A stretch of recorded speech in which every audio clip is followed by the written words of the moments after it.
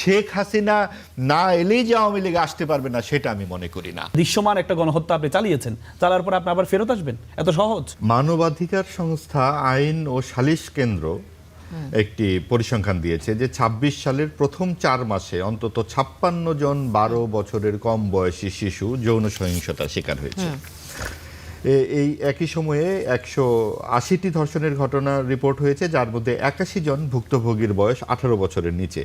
আর সবচেয়ে যেটা খুবই উদ্বেগজনক খবর যে মাত্র ১১ দিনের ব্যবধানে, অর্থাৎ ১ থেকে ১১ মে পর্যন্ত তারা বলেছে ১৮টি ধর্ষণের ঘটনার রিপোর্ট হয়েছে, যার মধ্যে ১১ জনই অপ্রাপ্তবয়স্ক। আপনি দেখুন যে এই যে পরিস্থিতিটা, এটা আসলে কোন ভাষায় বললে এর ভয়াবহতাটা বোঝা যাবে। মানে এর এত চরম এত খারাপ পরিস্থিতি আমাদের খুব নিকটতীতে হয়নি। গত ২-৩ বছরের পরিসংখ্যানও যদি আপনি দেখেন যে এইরকম ভাবে এত খারাপ অবস্থাটা হয়নি। তো সেক্ষেত্রে প্রধানমন্ত্রী যেটা বলছেন সেটা স্বাভাবিক তার জায়গা থেকে, এবং মাত্র একটি সরকার কাজ শুরু করেছে। এই সময়ে একেবারেই একটি অনাকাঙ্ক্ষিত এই ধরনের সামাজিক বিপর্যয় আমরা বলতে পারি, এবং সেটা কিন্তু একদিনে ঘটেনি। এই যে বিপর্যস্ত একটা মানসিক পরিস্থিতি, এটার নানান রকম কারণ আছে, এবং সবচেয়ে বড় কারণ আমার কাছে যেটা মনে হয় যে আইনের শাসনের অনুপস্থিতি। আচ্ছা, যদি কেউ কোনো অপরাধী মনে করে যে আমি অপরাধটা করলে আইনের মুখোমুখি হবই, তাহলে কিন্তু সেই অপরাধ সে সহজে জড়ায় না এবং সেটা কমে আসে। হাসনাত আব্দুল হাই আমাদের একজন খুব বয়স্ক লেখক, তিনি ৯০ বছরে পা দিলেন গত ২৭ তারিখে। তিনি একটি ফেসবুক স্ট্যাটাসে লিখেছেন গতকালকে যে আমার ৯০ বছরের জীবনে আমি কখনো দেখিনি কোনো ধর্ষকের ফাঁসি হয়েছে। আচ্ছা, অর্থাৎ তিনি জানাচ্ছেন যে ৯০ বছরে তিনি কোনো ধর্ষকের ফাঁসি হতে দেখেননি। এখন আমরাও তো দেখিনি। আপনার মনে পড়ে যে অন্তর্বর্তী সরকারের সময়ের বেশ চাঞ্চল্যকর ঘটনা, সম্ভবত মেয়েটার নাম ছিল আসিয়া। তার আগে তনু হত্যাকাণ্ড, তার আগে নানান রকম বেশ সারা জাগানো অনেকগুলো ধর্ষণ এবং হত্যার ঘটনা আছে, কিন্তু আরেকটি ঘটনা এসে যেন সেটাকে ম্লান করে দেয়। এবং সেই জায়গাতেই আমরা যে আইনের শাসনের অনুপস্থিতির কথা বলি, তার সাথে সাথে রাজনৈতিক প্রভাবের কথাও আমাদের বলতে হয়। অধিকাংশ ক্ষেত্রে রাজনীতি বা প্রশাসনিক যে প্রভাব, সেটা কিন্তু এক ধরনের কর্তৃত্ব করেছে, এবং এইটা এক ধরনের পুরুষতান্ত্রিক যে মানসিকতা, সেই পুরুষতন্ত্র মানে এক ধরনের পেশি শক্তি, এক ধরনের আইন না মানার যে একটা আকাঙ্ক্ষা, এবং সবসময় নিজেদের প্রভাব বলয়ের মধ্যে রাখা, সেটা রাজনৈতিক অবশ্যই প্রশ্রয়ের মধ্যে আছে। আপনারা খেয়াল করে দেখবেন সেই জাহাঙ্গীরনগরের ৯৮-এর যে মানিকের সেঞ্চুরি, ছাত্র লীগের হয়ে সেই ঘটনাটা ঘটায়, এবং তারপরে গত মঙ্গলবারের আগের মঙ্গলবারে জাহাঙ্গীরনগরে আবার ঘটনা ঘটেছে, সেই ধর্ষণের ঘটনাই ঘটেছে। তার মানে আপনার বিভিন্ন বিশ্ববিদ্যালয়ে যেমন ঘটছে, আরেকটি ঘটনা ঘটছে মাদ্রাসায়, অহরহ ঘটনা ঘটছে যে বলাৎকারের ঘটনা শিশুদের। ঘটনাগুলো তো নতুন না, আসলে ২০ মে পর্যন্ত, এই বছরের ১ তারিখ থেকে ২০ মে পর্যন্ত ১১৮টি শিশু ধর্ষণের শিকার হয়েছে। ১৭ জন শিশুকে ধর্ষণের পর ধর্ষণ চেষ্টায় ব্যর্থ হয়ে হত্যা করা হয়েছে। এই পরিস্থিতিতে প্রধানমন্ত্রীর এই বক্তব্য, আসলে এটি কি সামাজিকভাবে বা রাজনৈতিক কোনো অরাজক পরিস্থিতি সৃষ্টি করার জন্য এই প্রতিবাদ, নাকি আসলে মানুষের ভেতর থেকে প্রতিবাদটি উঠে আসছে? এটা আসলে মানুষের ভেতর থেকেই প্রতিবাদ উঠে আসছে। এটা তো প্রতিবাদ মানুষ বিভিন্ন সময়েই করে। আপনি বিভিন্ন নাগরিক যে প্রতিবাদগুলো হবে, এটাই তো স্বাভাবিক, প্রতিবাদই তো হওয়া উচিত। কিন্তু প্রতিবাদের সঙ্গে এই কারণগুলো সন্ধান করা এবং এই কিছু কিছু উদ্যোগের মধ্যে নিজেদেরকে সম্পৃক্ত করা উচিত। আপনি দেখুন যে জেন্ডার সংবেদনশীলতার যে বিষয়টি আমরা বলি, সেটা কিন্তু আমাদের পাঠ্য তালিকায় বহু বছর ধরে নেই। বহু বছর মানে কি, আসলে নেই। এমনকি আমাদের যে মাদ্রাসার শিক্ষা কারিকুলামের কথা আমরা বলি, সেখানে কিন্তু নানান ধরনের অনিয়ম, যে ধরনের ঘটনাগুলো ঘটে, সেটার বিরুদ্ধে কোনো প্রতিবাদও আমরা দেখতে পাই না, কোনো পর্যায় থেকে প্রতিবাদ দেখতে পাই না। প্রতিবাদ দেখলেই বলা হয় আপনারা তো মাদ্রাসা বিরোধী।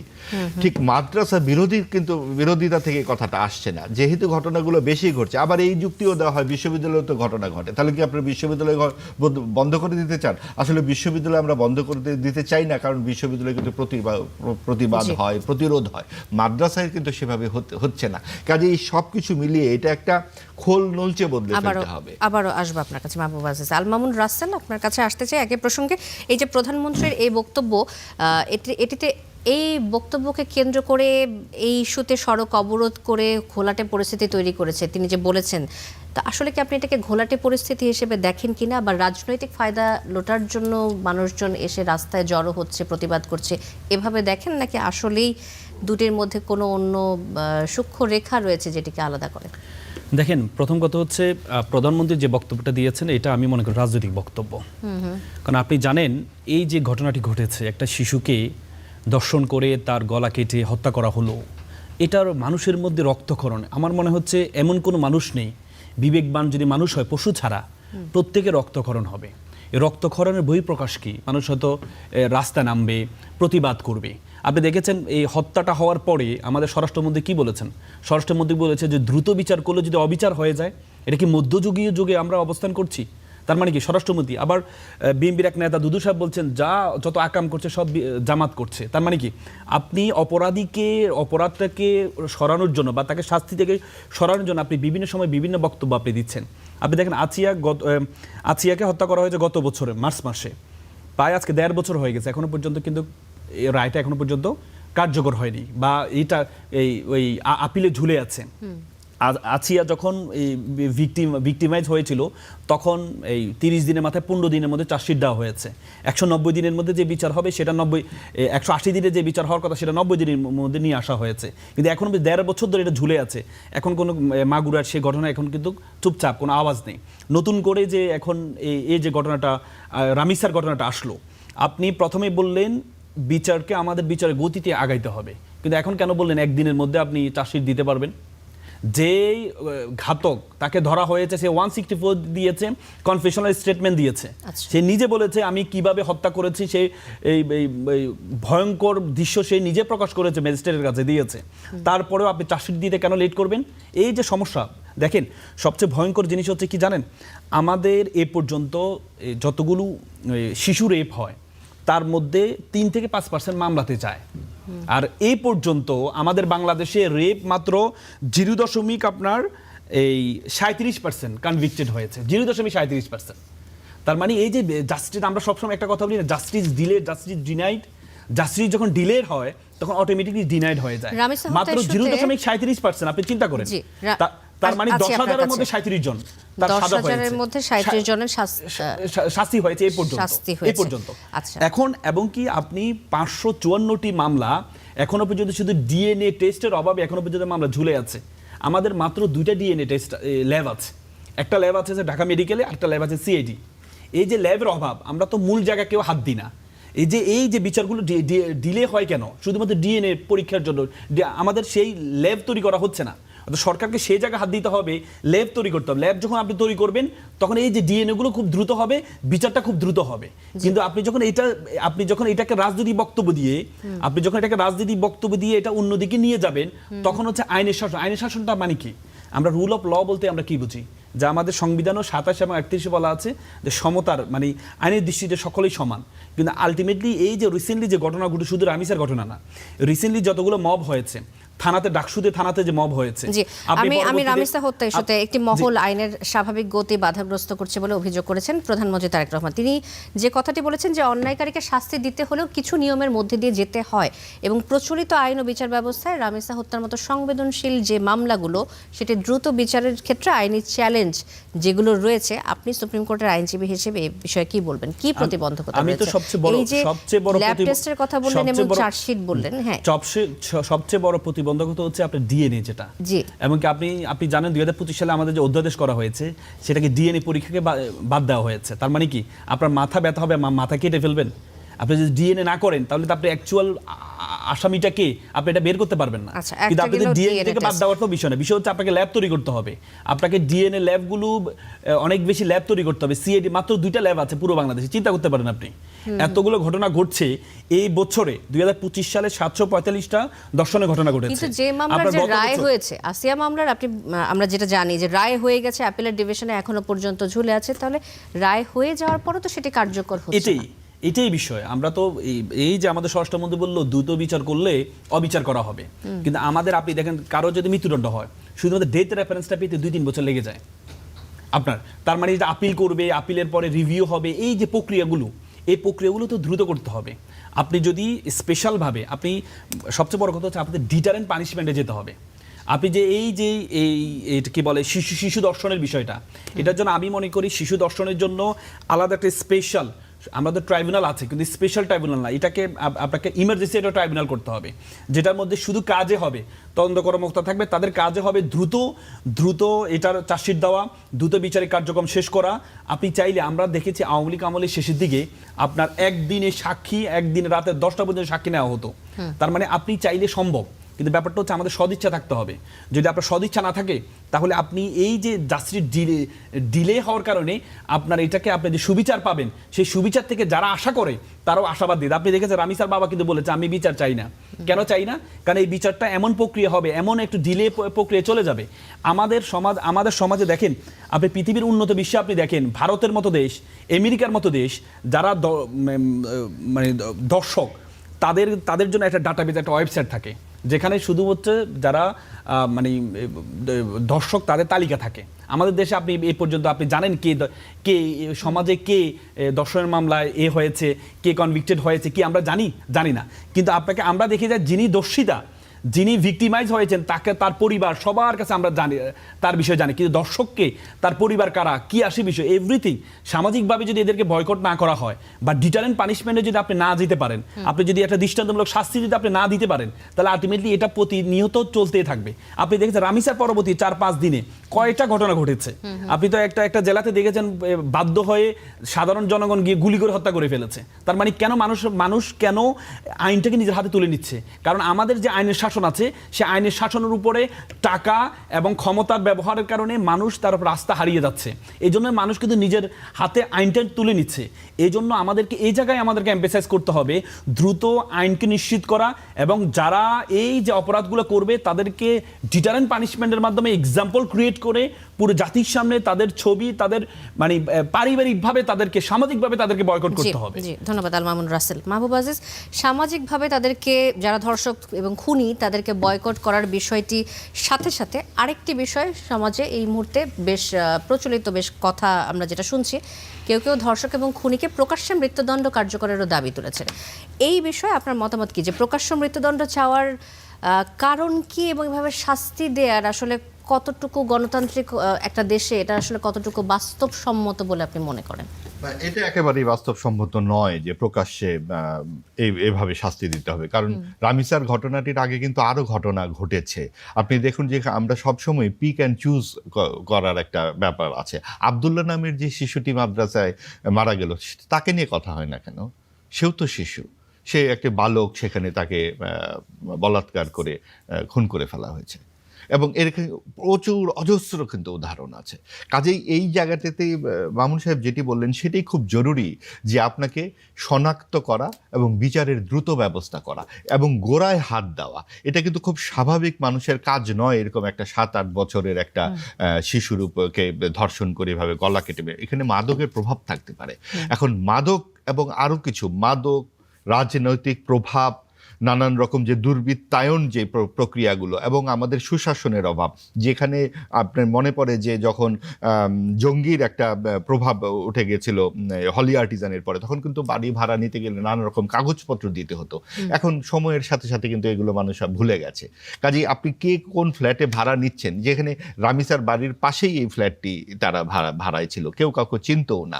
তো ওই রকম জায়গাগুলোতে ফ্ল্যাটে কারা থাকছে, এই জায়গাগুলোতে থানা থেকেও কিছু দেখভাল করার ব্যাপার থাকা দরকার। অর্থাৎ প্রশাসনকে একটু কার্যকর করা। আমরা যে কোনো জায়গায়, আমরা ইউনিসেফের একটি বিজ্ঞাপন আজকে চোখে পড়লো, তারা জানিয়েছে, একটি টেলিফোন নাম্বার দিয়েছে যে শিশুরা যদি আক্রান্ত হয় তাকে টেলিফোন করবে। ইউনিসেফ যদি এটা করতে পারে, তাহলে স্থানীয় থানা, প্রশাসন, সরকার থেকে সেটা কেন করবে না? আপনার জনগণকে প্রতিপক্ষ বানানোর কিছু নাই।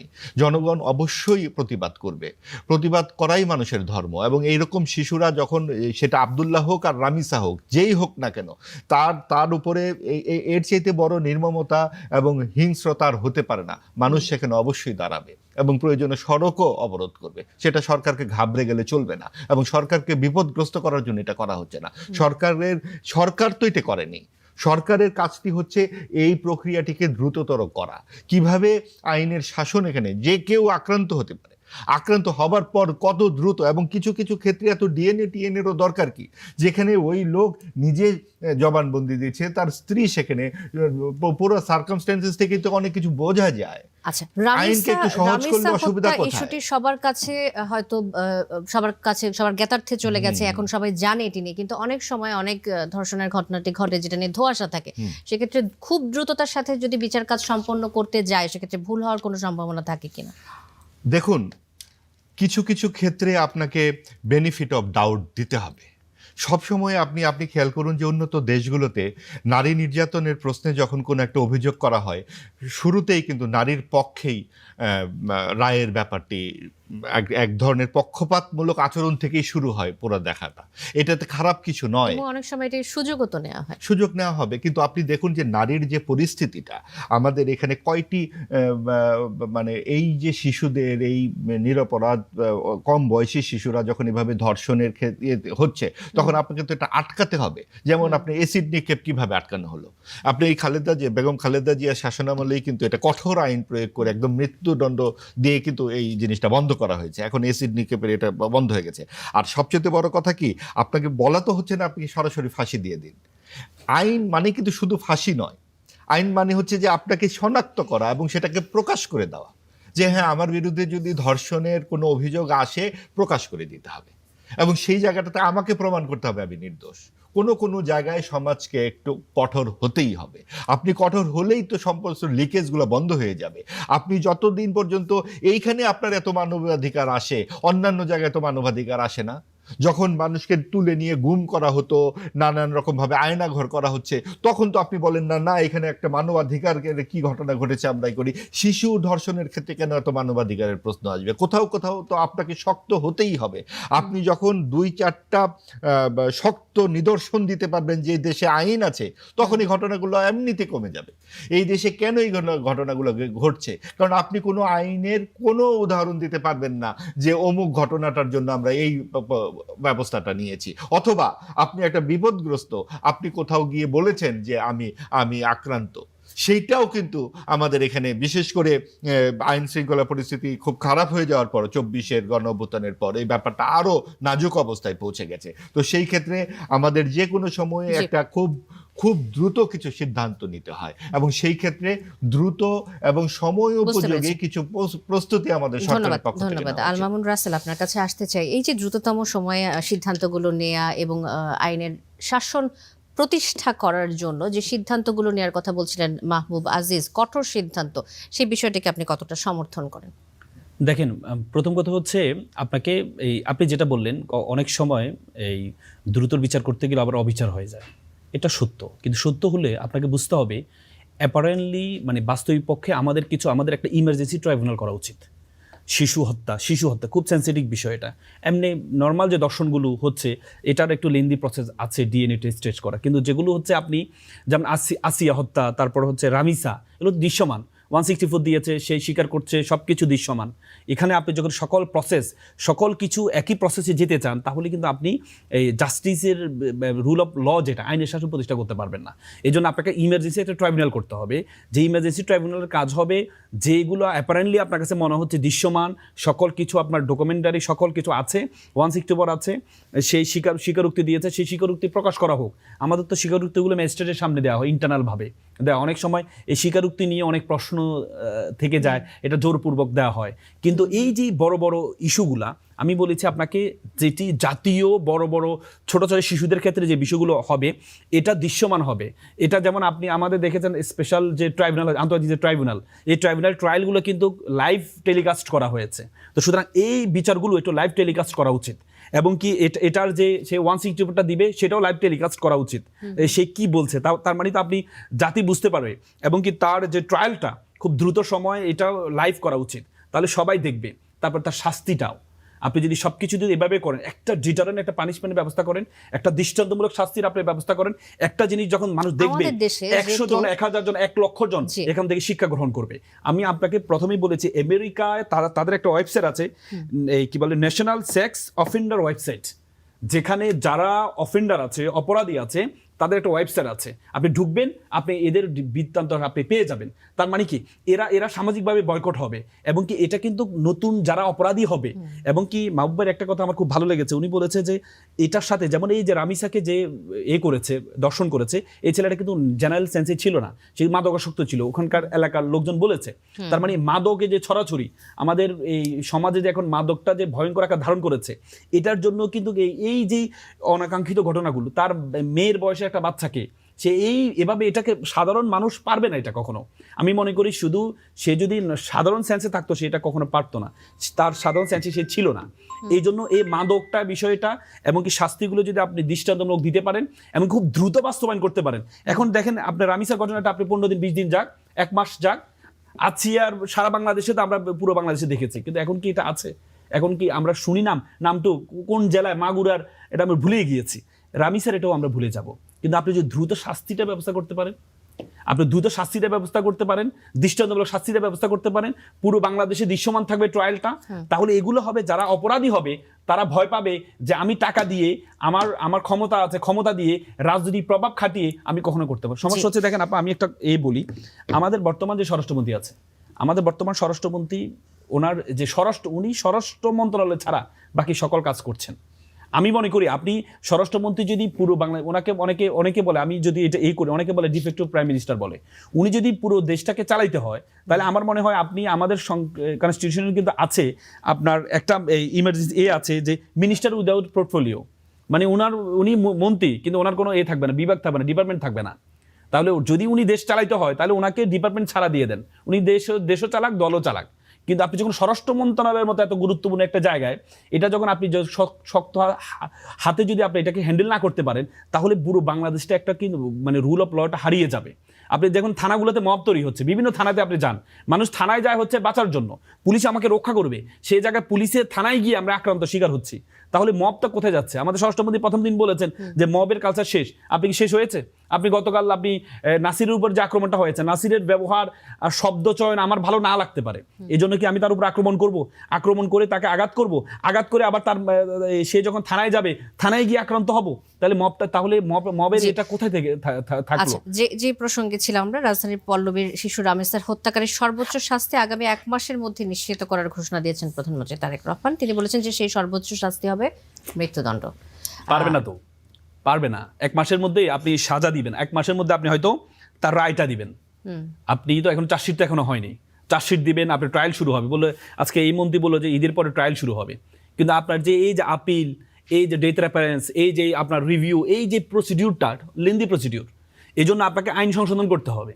আপনি চাইলে বর্তমান যে আইন যে প্রক্রিয়া আছে, এই প্রক্রিয়া আপনি চাইলে পারবেন না। এটা মুখস্থ কথা বলে লাভ নেই। আপনি এই কথা এখন বলবেন, মানুষ খুশি হবে, বাবা দিবে, কিন্তু 1 মাসে আপনি পারবেন না।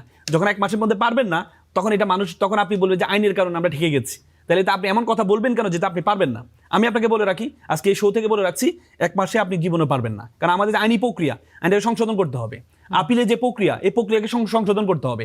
আপনাকে ইমার্জেন্সি কিছু মামলা আইন, এই যে শিশু হত্যা নিয়ে আলাদা আইন করতে হবে আপনাকে খুব দ্রুত, যেটা 1 মাসের মধ্যে 1.5 মাসের মধ্যে আপনি কার্যকর করতে পারেন।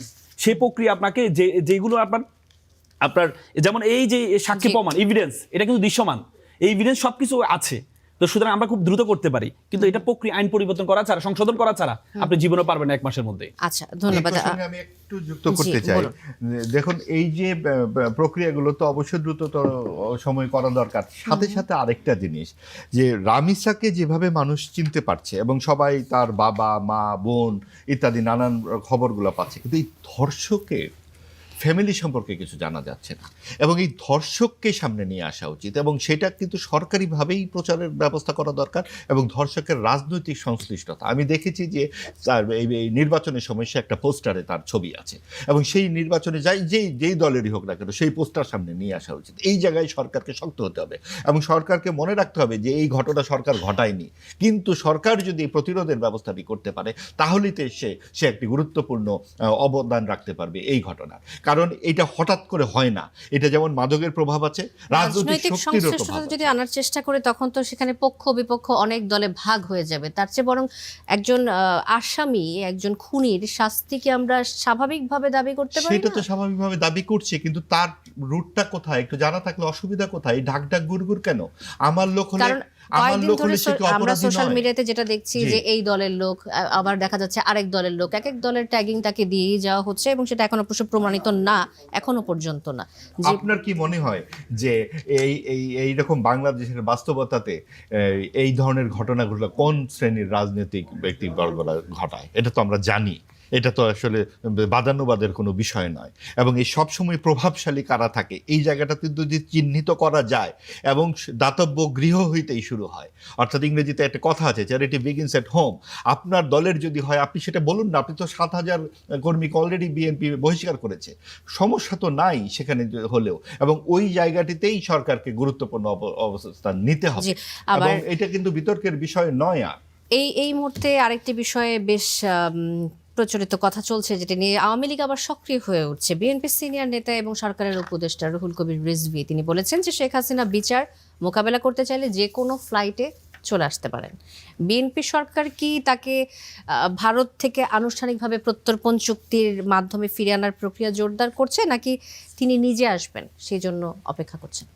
আসলে এই পুরো ব্যাপারটা আমার মনে হয় কি যে এই যে চারদিকের যে রাজনৈতিক নানান রকম ঘটনা ঘটছে, সামাজিক ঘটনা, বিশৃঙ্খলা, নানান রকম উত্তেজনা, সেখান থেকে বোধহয় একটু একটা ভেন্টিলেশন তৈরির চেষ্টা। হঠাৎ করে শেখ হাসিনার প্রত্যাবর্তনের কি বাস্তবতা দেখা দিল আমি বুঝতে পারি না। এবং সেটা এমনও শুনলাম গতকালকেই বোধহয় দেখা গেল কয়েকটি জায়গায় রিপোর্ট যে শেখ হাসিনা দেশে ফিরে বিচারের মুখোমুখি হবেন। তো এটা তো আর নতুন করে বলবার কি আছে? তিনি যদি সম্ভব হয়, তার যদি সেই রকম যুক্তি থাকে, অবশ্যই তার বিচারের মুখোমুখি হওয়া উচিত, এবং তাহলেই তো অনেক সমস্যার সমাধান হয়ে যায়। কিন্তু সেই রকম সৎ বা আকাঙ্ক্ষা তারা দেখাবেন কিনা সেটা নিয়ে তো প্রচুর সন্দেহ আছে। কারণ সবসময় আমরা দেখতে পাচ্ছি যে বলা হচ্ছে যে এটা পুতুল সরকার, এটা মানে বর্তমান সরকারকেও এক ধরনের আক্রমণ করা হচ্ছে।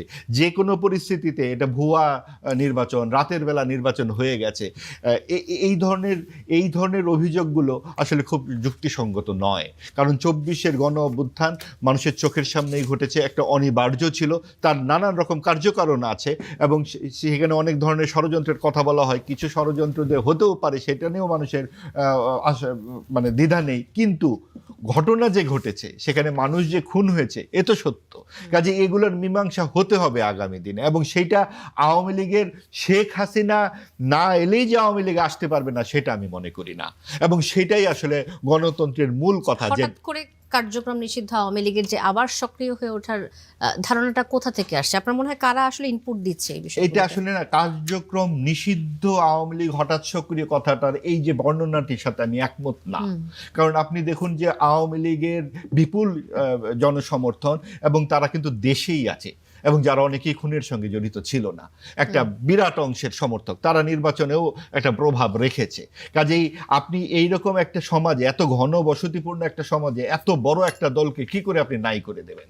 বরং যেহেতু একটা গণ অভ্যুত্থান ঘটে গেছে, এবং গণ অভ্যুত্থানের পর মানুষের নানান রকম বিভিন্ন রকমের ক্ষোভ, প্রতিবাদ ইত্যাদি রয়ে গিয়েছিল, সেইগুলোর তো মীমাংসা হয়নি, সেটা নেতৃত্বের সাথে হবে। কিন্তু আওয়ামী লীগের দলটি, যেই দলটি বাংলাদেশের মুক্তিযুদ্ধের নেতৃত্ব দিয়েছে, যার প্রধান বাংলাদেশের মুক্তিযুদ্ধের প্রধান ছিলেন, সেরকম একটি দলকে আপনি মানে রাজনীতিতে নিষিদ্ধ করে রাখবেন, এটা কোনো যুক্তিসঙ্গত কারণ হতে পারে, কোনো ব্যাখ্যাও নাই। এবং এটা যত প্রাসঙ্গিক হবে তত আমার মনে হয় যে রাজনীতিতে স্থিতিশীলতা আসবে। ধন্যবাদ মাহবুব আজিজ। আল মামুন রাসেল, আওয়ামী লীগ কি ফিরে আসছে আপনার কাছে? দেখেন, এই প্রশ্ন এখানে দুইটা বাক্য, একটা হচ্ছে আওয়ামী লীগ ফেরা আর একটা হচ্ছে শেখ হাসিনা ফেরা, দুইটার মধ্যে পার্থক্য আছে। আওয়ামী লীগ যদি ফিরতে চায়, মাহবুব ভাই যেটা বললেন, আমি মনে করি আওয়ামী লীগ ফিরতে পারেন, আওয়ামী লীগের প্রচুর পরিমাণ জনশক্তি আছেন, কিন্তু যারা অপরাধী তারা তো ফেরার কোনো সুযোগ নেই। শেখ হাসিনা ফেরার কোনো সুযোগ নেই। কারণ শেখ হাসিনা কেন ফেরার কোনো সুযোগ নেই? শেখ হাসিনা যে গণহত্যা চালিয়েছে, তার ফাঁসি আদেশ হয়েছে, দৃশ্যমান ট্রায়ালটা আমরা দৃশ্যমান দেখেছি। তিনি তো বাংলাদেশের ইতিহাসে, আপনি দেখেন বাংলাদেশের ইতিহাসের দিকে আপনি তাকান, কখনো কোনো নেতা যা কিছু করেছে কখনো পালিয়ে যান নাই। এরশাদ 9 বছর জেল খেটেছে, বেগম জিয়া 4-5 বছর জেল খেটেছে, তারপরেও পালিয়ে যান নাই। কিন্তু এই প্রথম লক্ষণ সেন আর সেই শেখ হাসিনা পালিয়ে যাওয়ার পরে, একটা গণঅভ্যুত্থানের পালিয়ে যাওয়ার পরে আপনি মাথা উঁচু করে বললেন যে মাথা উঁচু করে উনি ফিরে আসবেন। মাথা উঁচু মানে কি? তার মানে আপনি নিচু করে ফেরত গিয়েছেন, এখন উঁচু করে আসতে চাচ্ছেন। আপনি বললে তো হবে না। আপনার দৃশ্যমান এখনো পর্যন্ত রক্তের দাগ এখনো লেগে আছে রাস্তায়, আপনি রাস্তায় যান, রক্তের দাগ এখনো লেগে আছে। এখনো আপনি মানুষের বাসার পাশে দিয়ে হেঁটে যান, এখনো মায়ের কান্না আপনি শুনতে পাবেন। তাহলে এটা দৃশ্যমান একটা গণহত্যা আপনি চালিয়েছেন, চালার পর আপনি আবার ফেরত আসবেন? এত সহজ আপনি বিচার মোকাবেলা করেন। এনসিপির মুখ্য সমন্বয়ক নাসিরউদ্দিন পাটোয়ারি বলেছেন যে বর্তমান সরকারের ব্যর্থতার কারণে আসলে আওয়ামী লীগ আবার সক্রিয় হওয়ার সাহস পাচ্ছে। আওয়ামী লীগ কি সক্রিয় হওয়ারই কথা না? এটা আমি একমত পোষণ করি। কেন পোষণ করি? আমাদের এই যে গণ অভ্যুত্থানে যারা নেতৃত্ব দিয়েছেন, যতগুলো দল আছে, দলের মধ্যে যখন এই ফাটলটা শুরু হলো, এই যে বিভাজনের রাজনীতি শুরু হয়েছে, এটা দিয়ে কিন্তু তৃতীয় শক্তি সুযোগটা পাচ্ছে। আপনি সরকারের সবচেয়ে দায়ী ছিল, সরকার টু থার্ড মেজরিটি এই যারা পলাতক শক্তি, আপনি থার্ড পার্টি চলে আসছে। আপনি যখন গণ অভ্যুত্থানে দলগুলো সরকার বিরোধী দল আছে, এরপরে যখন তৃতীয় পক্ষকে গণ অভ্যুত্থান কেন হয়েছে? ফ্যাসিস্টকে সরিয়ে সেই ফ্যাসিস্ট এখন থার্ড পার্টি হিসেবে আছে। এখন আপনি যখন দুই পক্ষ যখন দ্বন্দ্ব করবেন, ভাই যখন ঝামেলা হবে, তৃতীয় পক্ষ তো এখানে সুযোগটা কাজে লাগাবে। আওয়ামী লীগ রাজনৈতিক দল হিসেবে তারা কি তৃতীয় পক্ষ তাদেরকে বলা যায়? এত বড় রাজনৈতিক তৃতীয় পক্ষ বলেছি আমি, তৃতীয় পক্ষ বলেছি হচ্ছে এখন যদি সরকার এবং বিরোধী দল থাকে, তাহলে তৃতীয় পক্ষ তো সুযোগ সন্ধানী। তো সুযোগ সন্ধান তারা তো পালিয়ে গিয়েছে, তাদেরকে যেমনটা বলছিলেন মাহবুব আজিজ, প্রত্যেকে তো পালিয়ে যান এবং প্রত্যেকে খুনের সাথে জড়িত ছিলেন না, যেহেতু বড় একটি রাজনৈতিক দল। এখন আপনি তাদেরকে আইনের মাধ্যমে নিষিদ্ধ করেছেন। এই আইন এখন তো আইনের মাধ্যমে নিষিদ্ধ।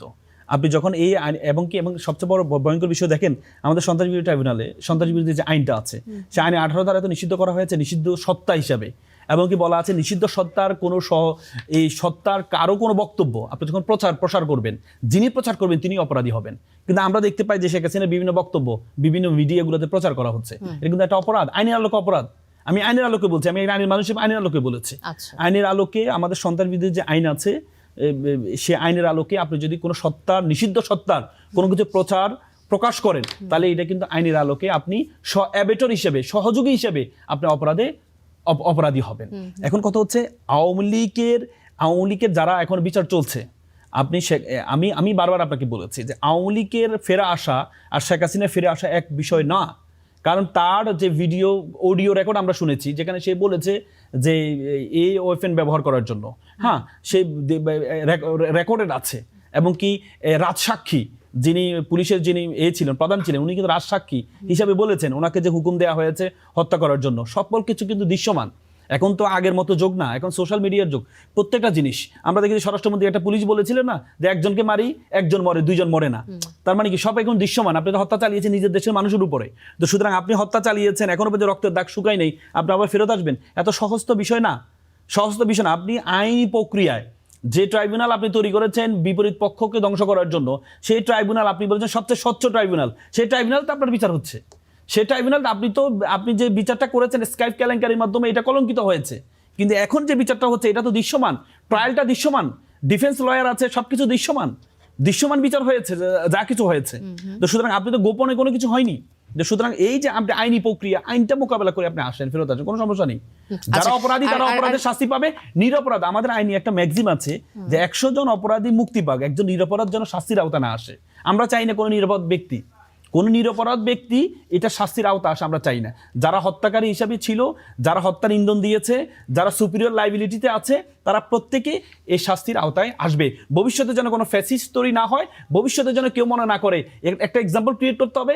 ভবিষ্যতে যারা ফ্যাসিস্ট হতে যাবে তাদের মাথার মধ্যে থাকবে যে আমি যদি এমন কিছু করি তাহলে সেম পরিণতি আমাকে ভোগ করতে হবে। জি, আরেকটা বিষয় নিয়ে আসছি যে নাগরিক পার্টির দৃষ্টিতে আসলে সরকারের কোনো ব্যর্থতা আপনি দেখেন যে এই আওয়ামী লীগ আবার সক্রিয় হওয়ার বিষয়ে সরকারকে কোনোভাবে দায়ী করতে? সরকারের সবচেয়ে বড় ব্যর্থতা, সরকার প্রথম দিনই বিভাজনের রাজনীতি শুরু করেছে। যেদিন শপথ নিবে সরকার, জুলাই সনদ ওয়ার্ডার আলোকে যদি শপথটা গ্রহণ করতো, 2টা শপথ গ্রহণ করতো, গণপরিষদ যেটা আমাদের কনস্টিটিউয়েন্ট অ্যাসেম্বলি, সাংবিধানিক সভা, সেই শপথটা নিত, নেওয়ার পর ওনাদের ইচ্ছে মতো সবকিছু বাস্তবায়ন করা দরকার ছিল না।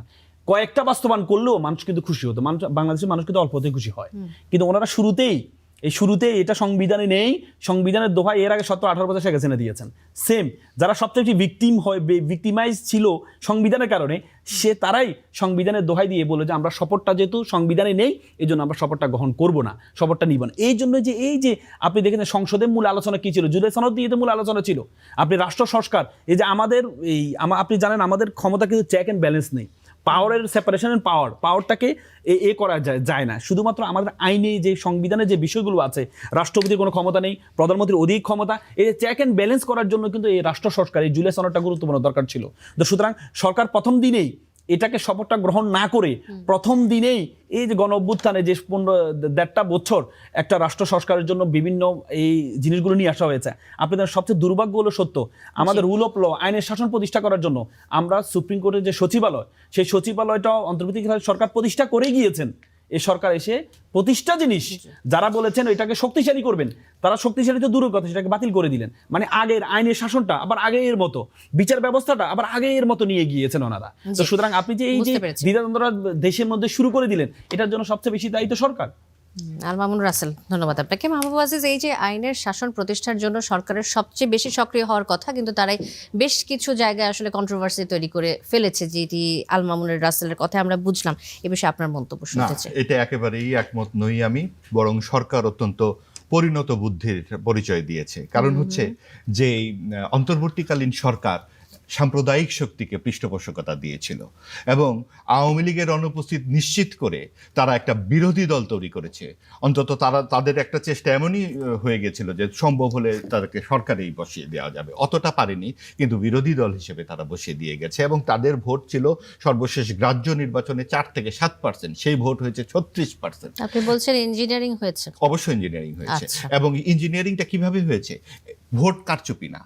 আপনি প্লেয়ার একজনকে মাঠের বাইরে রেখে দিয়েছেন। প্লেয়ার একজনকে যখন আপনি মাঠের বাইরে রেখে দেবেন, শক্তিশালী একটা প্লেয়ার, এটা একটা ভ্যাকুয়াম তৈরি করে। আমরা এবং মামুদের মধ্যে নির্বাচন হয়ে যাওয়ার সম্ভাবনা দেখা দিয়েছে। এবং সেই জায়গাটিতে বিএনপি তার সর্বশেষ নির্বাচনগুলোতে 40% করে ভোট পেয়েছে। বিএনপি তো এমনিতেই ভোট পাবে এবং বিএনপির জন্য সহজ হয়ে গেল না ব্যাপারটা?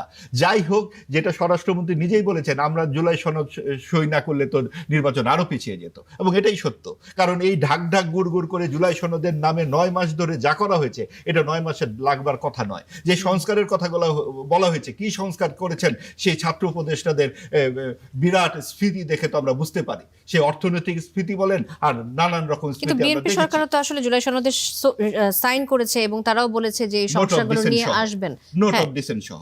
এবং সেইখানে যে গণভোটে যখন 4টি প্রশ্ন নোট অফ ডিসেন্ট গায়েব হয়ে গেল, এটা কি করে সরকার করে? এবং সরকারের ওই নোট অফ ডিসেন্ট যখন প্রধানমন্ত্রী বলছেন যে জুলাই সনদ আমরা অক্ষরে অক্ষরে পালন করবো, ওই অক্ষরগুলো কিন্তু নোট অফ ডিসেন্টও আছে।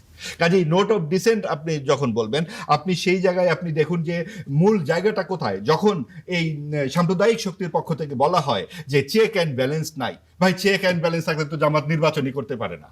চেক অ্যান্ড ব্যালেন্স থাকলে যে 30 লক্ষ মানুষের বিরুদ্ধে যেই দল দাঁড়ায়, সেই দেশে চেক অ্যান্ড ব্যালেন্স থাকলে এই দল কি করে রাজনীতি করে? বাংলাদেশে 54 বছরে কোন রাজনৈতিক দলের হাতে রক্ত নাই? আমরা আওয়ামী লীগ নিয়ে যেই রকম ভাবে সোচ্চার হই, ঠিক একইভাবে আমরা সোচ্চার হতে চাই। জামাতে ইসলাম 30 গুণ বেশি সোচ্চার হতে চাই, কিন্তু আমরা পারি নাই। এবং পারি নাই, অন্তর্বর্তীকালীন সরকার এসে এই শক্তিটাকে প্রধান বিরোধী দল হিসেবে বসিয়ে দিয়ে গেল। আপনি চিন্তা করে দেখুন, যেই দল বাংলাদেশের স্বাধীনতা চায়নি, সেই দল এখন বাংলাদেশের অতীত, বর্তমান, ভবিষ্যতের নিয়ন্ত্রক হয়ে বসে আছে, প্রধান বিরোধী দল। সেইখানে বিএনপি কি করতে পারে? মুক্তিযুদ্ধের সপক্ষের একটি দল হিসেবে সে করতে পারে কি? প্রথমেই সে পিআর পদ্ধতিতে এই উচ্চ কক্ষটা বন্ধ করে দিতে পারে। সেটাই তারা করেছে। কারণ তারা যখন 2/3 নির্বাচিত হয়ে এসেছে, স্বাভাবিকভাবেই এই সাম্প্রদায়িক শক্তির উত্থানটি কিন্তু বন্ধ হয়ে গেছে।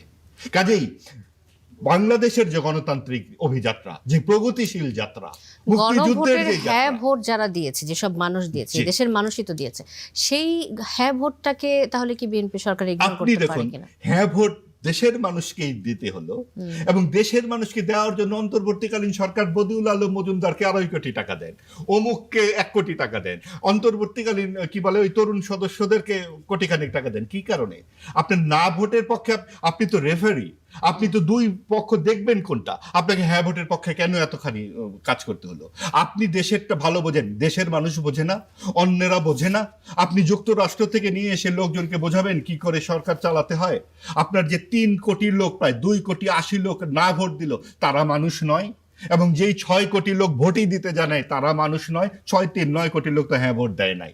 তাহলে আপনি কি বলে হ্যাঁ ভোট দেয় নাই? তো তার মানে হ্যাঁ পক্ষে না। কাজে এই বিষয়গুলো নিয়ে আমরা অনেক তর্ক করতে পারি। সবচেয়ে বড় কথা হচ্ছে, একটা নির্বাচিত সংসদের উপরে আপনি কিছু চাপিয়ে দিতে পারেন না।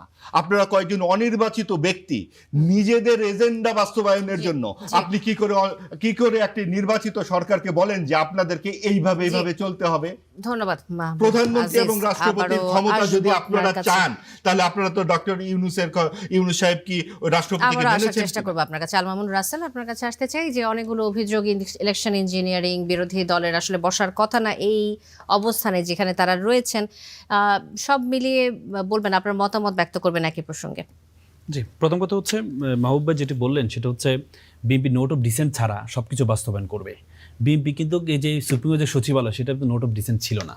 এবং সবচেয়ে মজার ব্যাপার হচ্ছে বিএনপি যে 31 দফা, সেই 31 দফার মধ্যে ছিল বেগম জিয়ার 2030 যে ভিশন, সেই ভিশনের মধ্যে সুপ্রিম কোর্টের সচিবালয়টা ছিল। এবং কি আপনি জানেন আমাদের সুপ্রিম কোর্টের আপনার দুইবার বাংলাদেশে গণ অভ্যুত্থান হয়েছে। একটা হচ্ছে 91-তে গণ অভ্যুত্থান, 90-তে গণ অভ্যুত্থান হয়েছে, আর একটা হচ্ছে 24-এ গণ অভ্যুত্থান। দুই গণ অভ্যুত্থানের পরে বিএনপি ক্ষমতা আসছে। আপনার 91-এর গণ অভ্যুত্থানের পরে যখন হচ্ছে আপনার স্বৈরশাসক বিদায় হয়েছে, তখন 3 জোটের একটা রূপরেখা হয়েছে। যে 3 জোটের রূপরেখাটা 7টা কমিটমেন্ট ছিল। 7টা কমিটমেন্টের মধ্যে একটা কমিটমেন্ট ছিল যে আমাদের নির্বাহী বিভাগ থেকে বিচার বিভাগকে আলাদা করা, বিচার বিভাগকে স্বাধীন করা। তখন কিন্তু বিএনপি ক্ষমতা আসার পর এটাকে অস্বীকার করেছিল। এবং কি 1994 সালে একটা রিট হয়েছিল, 1994 সালে বিএনপি ক্ষমতা থাকা অবস্থায়। সে রিটটা 2001 সালে এসে আপিল বিভাগ রায় দিয়েছিল এই যে নির্বাহী বিভাগ থেকে বিচার বিভাগ আলাদা করার জন্য। তখন হচ্ছে যে তত্ত্বাবধায়ক সরকার আয়োজন করে, তত্ত্বাবধায়ক সরকার চেয়েছিল যখন ক্ষমতা আসছে, মানে এই মেজরিটি পেয়েছে, তখন তত্ত্বাবধায়ক সরকার চেয়েছিল তখন এটা অধ্যাদেশের আলোকে এই যে আলাদা করার জন্য। কিন্তু বেগম জিয়া বলেছিলেন না, আমরা ক্ষমতা এসে আমরা এটাকে আলাদা করব, আপনারা এখন এটা করা দরকার নেই। সেটা কিন্তু আমরা এই বিচারপতি লতিফুর রহমানের যে আছে, উনি তত্ত্বাবধায়ক সরকারের ছিলেন, ওনার বইতে লেখা আছে এটা। এবং কি পরবর্তীতে বিএনপি ক্ষমতা এসে এটা আবার অস্বীকার করেছে। এবং কি অনেক দিন ধরে আপনি 2007 সালে যখন আবার এই যে 11 সরকার আসে, তারা কিন্তু নির্বাহী বিভাগ থেকে বিচার বিভাগকে আলাদা করেছে। কিন্তু সচিবালয় ছিল একটাই, আইন মন্ত্রণালয় থেকে এটাকে ডিল করা হইতো। কিন্তু এবারে অন্তর্বর্তীকালীন সরকার এসে এটাকে করেছেন, একটা অধ্যাদেশ করেছেন, আলাদা সচিবালয় প্রতিষ্ঠা করেছেন। সেই সচিবালয় প্রতিষ্ঠিত সচিবালয় ওনাদের নোট অফ ডিসেন্ট ছিল না, সেটাকে ওনারা বাতিল করে দিয়েছেন। তার মানে ওনাদের উদ্দেশ্য হচ্ছে আবার বিচার ব্যবস্থাটা আবার ওনাদের কক্ষীকৃত করা, ওনার প্রত্যেকটা জিনিস ওনাদের হাতে কক্ষীকৃত থাকবে। তো সুতরাং আপনার তো এখানে নোট অফ ডিসেন্ট ছিল না, তাহলে এরপরও আপনি কেন এটাকে বাতিল করলেন? আপনি তো 31 দফায় ছিল, আপনি বলেছেন, এবং কি 7 দিন আগে ওনাদের ম্যানিফেস্টো দিয়েছে, যেহেতু প্রতিষ্ঠিত হয়ে গিয়েছে সচিবালয়, ওনারা বলেছেন আমরা সচিবালয়কে শক্তিশালী করব। তাহলে আপনি কেন করলেন সেটা? আরেকটি বিষয় নিয়ে আসে। অতীতে জামাতকে তো নির্বাহী আদেশে নিষিদ্ধ করা হয়েছিল, যা টেকেনি আল মামুন রাসেল। এবার আওয়ামী লীগকেও নির্বাহী আদেশে নিষিদ্ধ করা হয়েছে। আপনারা কি মনে করেন যে এই আইনি প্রক্রিয়ার মধ্যে বড় কোনো দুর্বলতা রয়েছে যার সুযোগ নিয়ে তারা কামব্যাক করতে পারে? না, প্রথম কথা হচ্ছে আপনি আইনি জামাতকে নিষিদ্ধ করেছে, আবার নির্বাহী আদেশে আবার নির্বাহী প্রত্যাহার করেছে। তো যদি আওয়ামী লীগকে যদি সেটা করতে হয়, তাহলে আওয়ামী লীগকে নির্বাহী আদেশে নিষিদ্ধ করেছে, আবার নির্বাহী আদেশে সেটা করুক, সরকারি গভর্নমেন্ট করুক। যদি গভর্নমেন্ট তো এটাকে অলরেডি অধ্যাদেশটাকে পাশে করেছে, আপনার সংসদে পাশে করেছে, তার মানে তারা নিষিদ্ধ। যদি তারা যতক্ষণ পর্যন্ত নিষিদ্ধ থাকবে ততক্ষণ তো আপনাকে নিষিদ্ধ বলতে হবে। আপনি তো সিদ্ধ বলতে পারবেন না। আপনি যদি নিষিদ্ধটা সিদ্ধ হয়ে যাবে তখন আপনি আর নিষিদ্ধ বলতে পারবেন না। এই যে জামাতের কথা বলেছে, জামাতের এই যে হত্যার কথা বলেছে, তারা হত্যার সহযোগিতা করেছে, সেটা তো আমার 1973 সালে একটা কোলাবোরেটর অ্যাক্ট হয়েছে, দালাল আইন হয়েছে। সেই দালাল 37,000 মামলা হয়েছে। 37,000 মামলা যে 7,000-কে আপনার সাজা দেওয়া হয়েছে, সেই সাজা দেওয়া এবং 37,000 যে মামলা হয়েছে, এই মামলায় এখনো পর্যন্ত জামাতের যারা যে নেতৃবৃন্দদেরকে ফাঁসি দেওয়া হয়েছে তাদের একজনই ছিল না। সে 37,000 মামলা তখন তো দৃশ্যমান ছিল এটা।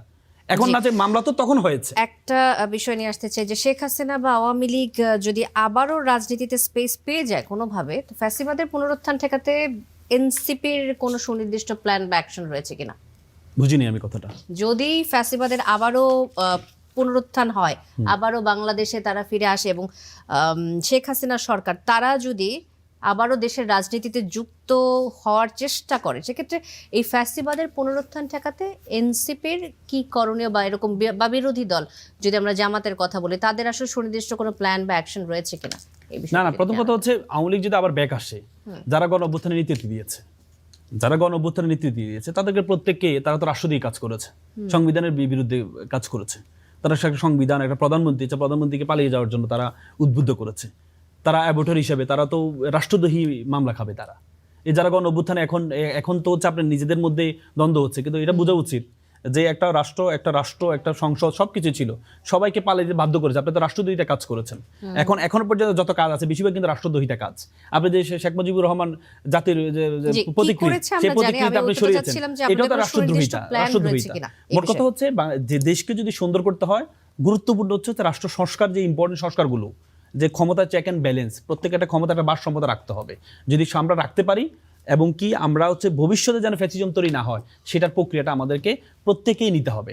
আমরা চাই না যে কেউ, আমরা চাই না আমাদের দেশের মানুষকে হত্যা করুক, এটা আমরা কখনো চাই না। আমরা একটা নতুন স্বাধীন, আমাদের একটা দেশ আমরা পেয়েছি 1971 সালে, আমরা একটা দেশ পেয়েছি।